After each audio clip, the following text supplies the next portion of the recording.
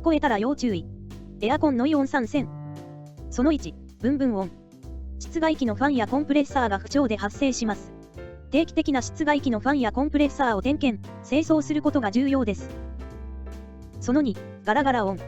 室外機の取り付け金具が緩んでいる場合に発生することがあります。